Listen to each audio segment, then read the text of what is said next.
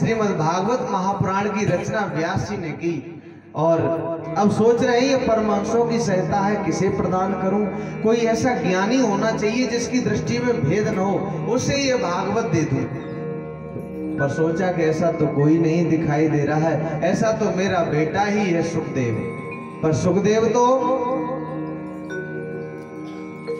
One में चला गया है और सुखदेव वन में चला गया। अब वो वन में से कैसे आएगा? वो तो बैरागी हो गया है। अब क्या करना चाहिए? तो उसी समय व्यास जी ने अपने शिष्यों को एक श्लोक लिख करके दिया, भागवत का श्लोक लिख करके दिया और कहा जाओ इसे वन में जाकर के गुनगुनाओ, गाओ इसे। तो वो व्यास जी के जो शिष्य हैं वो जाते हैं और जाकर के उन्होंने गुनगुनाया। बरहा पीडम नटवर बपु है कर्ण्यो कर्णिकारम बिभ्रदवासा कनक कवसम वैजयंतीम च मालाम रंध्रान वेणोरधर सुदया पूरयन गोप वृंदैर वृंदारण्यम स्वपद रमणम प्राविशद गीत कीर्तिहा।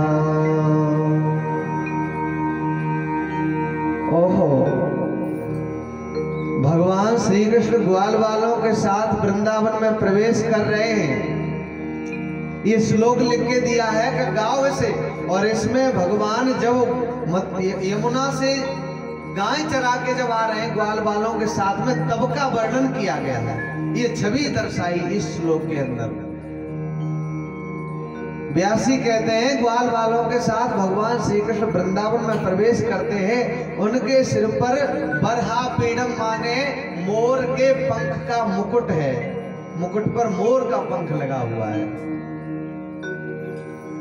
और कानों में कनेर के पुष्प लगे हुए हैं पीले पीले, और शरीर पर सुनहला पीतांबर फहरा रहा है और 5 प्रकार के पुष्पों, सुगंधित पुष्पों की माला, वैजयंती माला भगवान के गले में पड़ी हुई है। रंग मंच पर, जैसे मंच पर नट जो होता है, कलाकार जो होता है, वो अभिनय करता है, ऐसे ही भगवान अभिनय करने के तरह हैं। 3 जगह से टेढ़े हैं, चरण इधर को निकले हुए हैं तो कमर इधर को निकली है और मुख इधर को है, टेढ़ी बांसुरी बजा रहे हैं।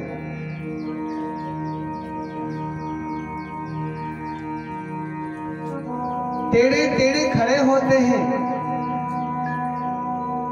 और टेढ़ी टेढ़ी बातें करते हैं। ऐसा स्वरूप है भगवान का। और बांसुरी के छिद्रों से अपने अधरामत से भर रहे हैं, बांसुरी की बड़ी सुंदर ध्वनि कर रहे हैं और उनके पीछे ग्वालवाल उनकी लोक पावन कीर्ति का गान कर रहे हैं। जय कन्हैया लाल की, हाथी घोड़ा पाल की। इस प्रकार बैकुंठ लोक से भी सुंदर वो बन गया है वृंदावन। इसीलिए तो लक्ष्मी जी बैकुंठ छोड़ करके चली आई। जिस दिन से भगवान वृंदावन में आए तो वो कमल का पुष्प लेकर के हाथ में और वृंदावन में ही अटखेलियां करती रहती है लक्ष्मी जी। ऐसा वृंदावन शोभायमान हो रहा है और रमणीय बन गया है भगवान के आ जाने से। ये इस श्लोक के अंदर वर्णन किया। अब जैसे ही सुखदेव ने ये सुना तो रुका नहीं गया।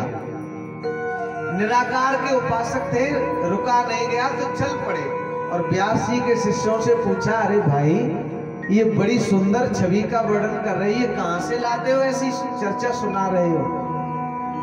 कहिए हमारे गुरुदेव ने हमें दी है।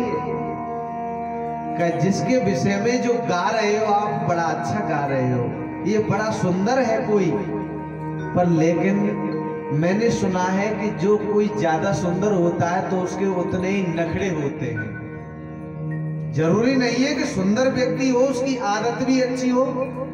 जो ज्यादा सुंदर होता है वो टेढ़ा भी बहुत होता है, इसलिए ये सुंदरता तो बड़ी अच्छी है, मोर का पंख है और टेढ़े टेढ़े खड़े होते हैं, बांसुरी बजाते हैं और 5 प्रकार के सुगंधित पुष्पों की बैजंती माला है कनेर में। अरे सब लोग तो सोने के आभूषण पहनते हैं कानों में, तब अच्छे लगते हैं, और ये तो कनेर के पुष्प पहन लेते हैं फिर भी सुंदर लगते हैं। लोग सोने का मुकुट बांधते हैं और ये तो मुकुट बांधे उसमें मोर का पंख लगाए हुए हैं। तो लोग अपनी शोभा बढ़ाने के लिए सोने के आभूषण, सोने के गहने पहनते हैं, सोना पहनते हैं, तब इनकी शोभा बढ़ती है। लेकिन ये तो ऐसे हैं, इन जो चीजें इन्होंने पहन रखी है तो इनसे श्री कृष्ण की शोभा नहीं बढ़ रही, बल्कि इन चीजों की शोभा भगवान श्री कृष्ण के पहनने से बढ़ रही है। इसलिए बड़े कीमती है ये। तो कहा तो ठीक है, अच्छी बात है, ये सुंदरता ठीक है, पर स्वभाव के बारे में मुझे अभी इनके बारे में पता नहीं। मन तो खिंच रहा है, पर जब तक मैं स्वभाव नहीं जान लूंगा तब तक मैं जाऊंगा नहीं। कहा तो ठीक है। अब वो जो व्यास जी के शिष्य थे वो चल पड़े वहां से, और उन्होंने अपने गुरुजी को जाकर के कहा, गुरुजी बात बनते बनते रह गई। कहा क्यों? का सुखदेव जी प्रभावित भी हो गए थे, लेकिन स्वभाव नहीं पता था उन्हें, इसलिए वो सोच में पड़ गए। स्वभाव के बारे में न जानने के कारण वो वहीं के वहीं रह गए। अब कोई और उपाय कीजिए। तो अब व्यास जी ने एक श्लोक लिख करके दिया अपने शिष्यों को, जिसमें भगवान के स्वभाव का यानी उनकी आदत का वर्णन करते हैं। क्या लिखा है? अहो बकीय स्तन कालकूट जिघांसया पाए यद्यपि साध्वी लेभे गतिम धात्रुचिताम ततो अन्यम कंबा दयालुम शरणम ब्रजे। ओहो बकासुर की बहन पूतना,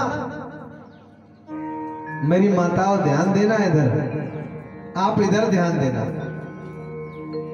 इस श्लोक के अंदर भगवान के स्वभाव का वर्णन किया जा रहा है। ओहो बकासुर की बहन पूतना और अपने स्तनों में कालकूट विष जहर लगा करके आई भगवान को मारने की नियति से। लेकिन भगवान ने क्या किया? भगवान ने पूतना का उद्धार कर दिया। साध्वी की तरह बन के आई थी, बड़ी गोपी बन करके आई, भोली भाली।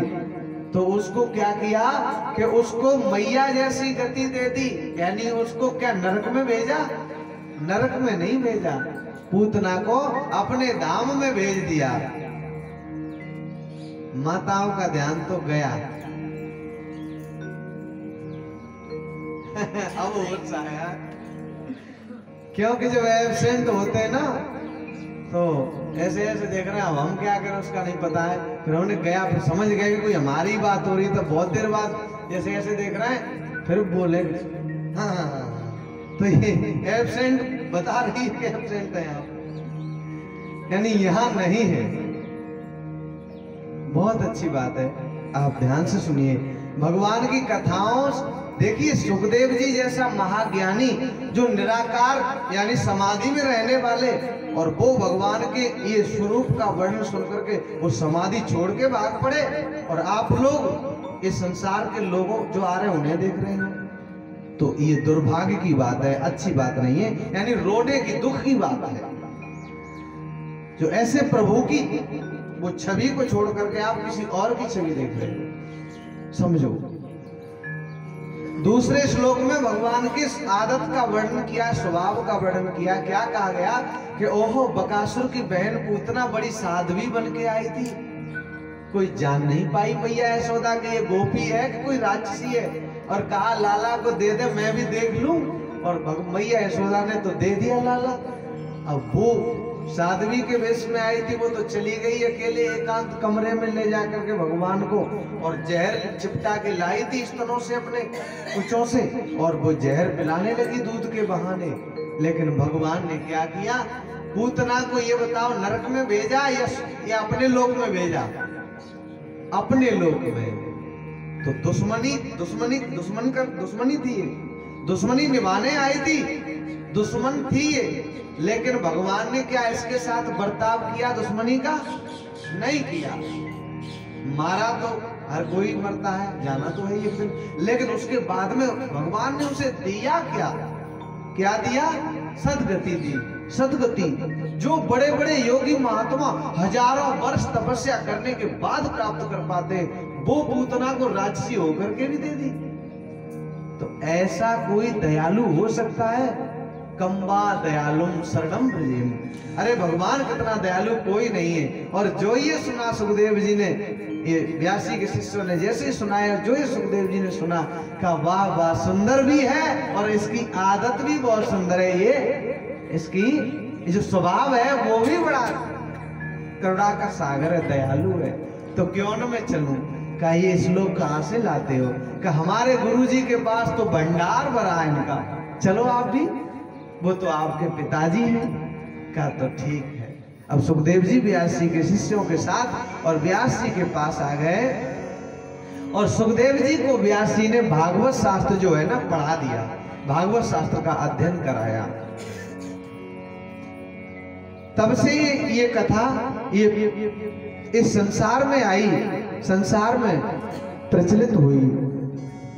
भरी उनकी आँखों में प्यारे हैं कितनी करुणा, भरी उनकी आँखों में है कितनी करुणा, कि जाकर के गौतम, कि जाकर सुदामा बुखारी से पूछो, जाकर सुदामा बुखारी से पूछो। भरी उनकी आँखों में है कितनी करुणा, भरी उनकी आँखों में है कितनी करुणा, जाकर सुदामा बुखारी से पूछो, जाकर सुदामा बुखारी से पूछो। कृपा कितनी करते हैं शरणागतों पर, कृपा कितनी करते हैं शरणागतों पर, जाकर के गौतम गिनारे से पूछो, जाकर के गौतम गिनारे से पूछो।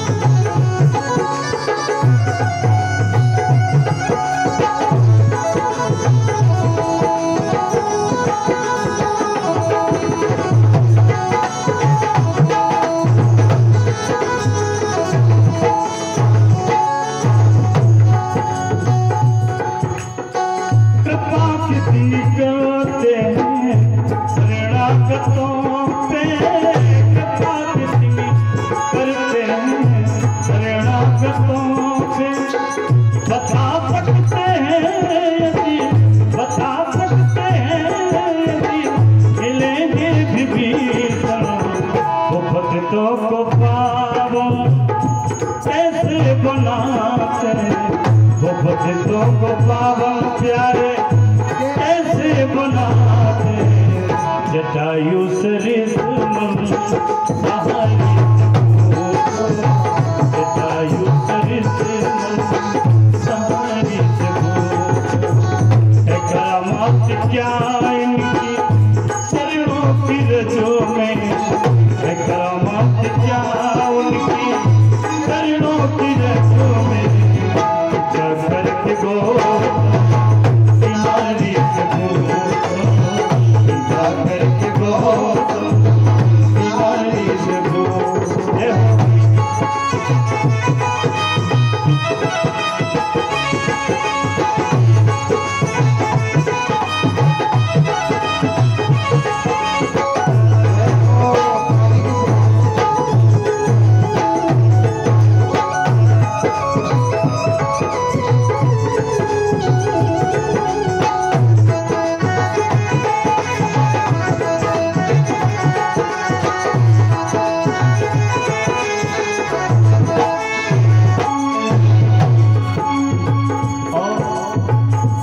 नम्र भाव। प्रभु कैसे सुनते हैं दुखियों की आहें, प्रभु कैसे सुनते हैं दुखियों की आहें, प्रभु कैसे सुनते हैं दुखियों की आहें, प्रभु कैसे।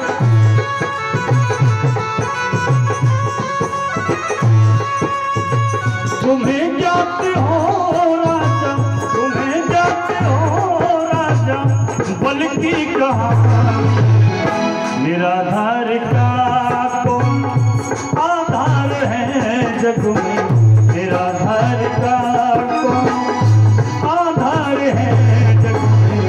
ये प्रश्न दो पद सुना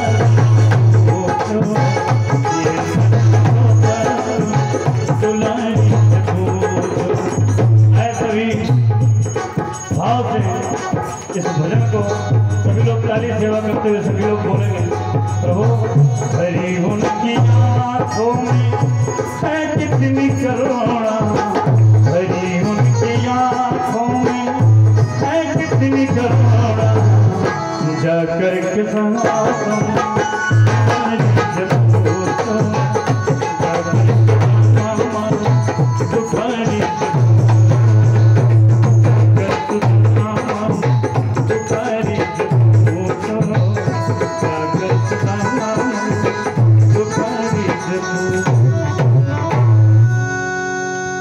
बोलिए बालकृष्ण भगवान की जय, सच्चिदानंद भगवान की